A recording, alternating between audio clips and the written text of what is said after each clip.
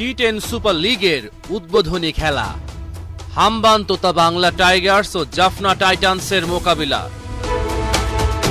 Toss জিতে ফিল্ডিংয়ে জাফনা, শুরুতে wicket হারায় বাংলা টাইগার্স, তবে উল্টো জাফনাকে চাপে ফেলে দেন দাসুন সানাকা। একের পর এক হাঁকালেন 4 ছক্কা, মাত্র 16 বলেই পেলেন 50-র দেখা। 17 বলে 51 রান করে আউট হন সানাকা। 15 বলে 22 রান মোহাম্মদ শেহজাদের ব্যাটে। ক্রিজে এলেন সাব্বির রহমান, 81 রানে 5 উইকেট হারিয়ে চাপে বাংলা টাইগার্স। 4 বলে 3 রান করেই আউট সাব্বির। 86 রানে 7 উইকেট হারিয়ে মোমেন্টাম হারায় বাংলা টাইগার্স।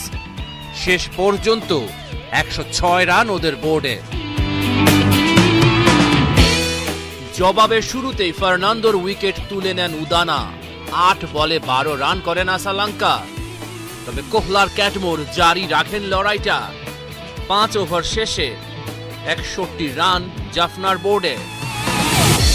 কোহলার ক্যাটমোর ব্যাটে ঝড় তুলেছে। ওর বিধ্বংসী ব্যাটিংয়ে জাফনা লঙ্কা টি10 সুপার লিগের উদ্বোধনী ম্যাচে সহজ জয় তুলে নিয়েছে।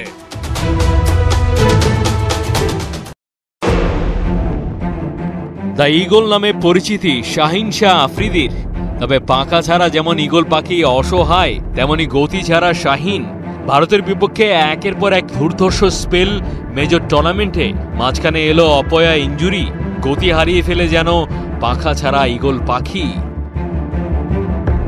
শাহিন শাহ আফ্রিদি আবারও অচিরেই ফিরছেন সেরাটায়, কারণ সাউথ আফ্রিকার বিপক্ষে টি20 সিরিজেই দেখা যাচ্ছে ঘন্টায় 140+ স্পিডে ক্লিক করছেন নিয়মিত।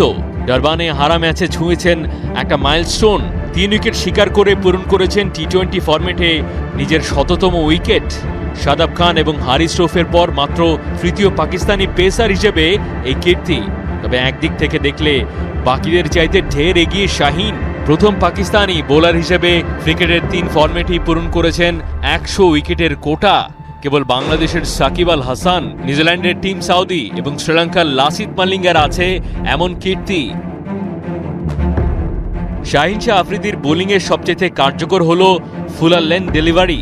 সুইংয়ের সাথে গতি যেখানে প্রধান ফ্যাক্টর, পেস ফিরে পাওয়া মানে শাহিন শাহ আফ্রিদির আগের মতো হয়ে ওঠা। বিশ্লেষকরা বলছেন সামনের দিনে ক্রিকেট বিশ্ব দ্য ঈগল ফের মাতাবেন।